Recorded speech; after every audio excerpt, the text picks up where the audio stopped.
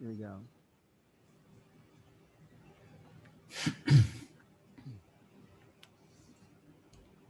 Welcome back to New Realities. I'm very happy to be here because one of the topics I love to cover is channeling and why that is such an important phenomena for all of us on a spiritual path today, because channeling really bypasses all the dogmas of the past, everything that we've been taught to believe, and gives us fresh insights to knowledge that's descending on the planet now. And I have three incredible channelers with me today to do a little promo for their upcoming talk tomorrow. So I have Asil, who I've had on my show many times. Thank you. Good to And see you, Alan. Asil, why don't you introduce the people you're with, because they're new to the channel, and that way we'll know them the way you know them. Wonderful. Thanks for having us again, Alan. It's always good to see you, always good to work with you and provide this work to your audiences. I have with me here Prageet. Hi. And Julianne. Hello. And they're both the leading forces behind the Stargate experience. And they connect with a guide consciousness called Alcazar, who basically in the early days delivered an incredible technology to Prageet here over 30 years ago called the Stargate.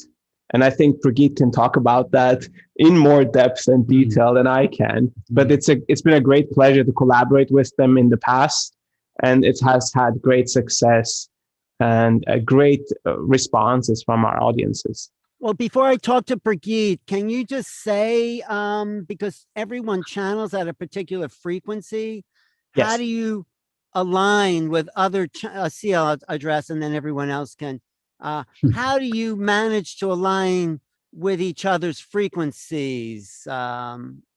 I think that question is spot on, Alan. I think that's like one of the, every channeler is unique and amazing in their own ways. But can you actually collaborate? Can you actually work together in channeled state? Yes. And so we found out fairly, at some point as we were dancing to connect and relate to each other, we found out that the Alcazar and the Stargate project basically is a project that's connected to the Elohim consciousness that I'm channeling, and that is overseen and supervised by the Elohim consciousness.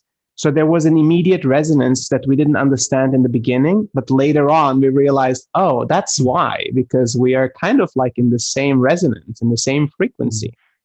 Great. And we also get along as human beings, so that helps. So Prageet, talk about how you got into channeling. What was it that descended upon you, and how did you hook up with Julianne and form that alliance? Well, channeling, we're actually talking to you from the island of Maui. And about 33 years ago, I was here with a group of people about to buy a big hotel and turn it into a New Age center. And one day we were having a meeting. I was exhausted. So my friend said, why don't you just lie down on the living room floor and we'll all massage you? So I was having this wonderful massage. I went extremely deep into a very relaxed space. And after a while, somebody was talking, which was kind of annoying because it was disturbing my beautiful space. And the talking got louder and louder. And in the end, I opened my eyes and I realized it was me that was talking. And my friends had stopped massaging me and they're saying, you were channeling. And I was like, no.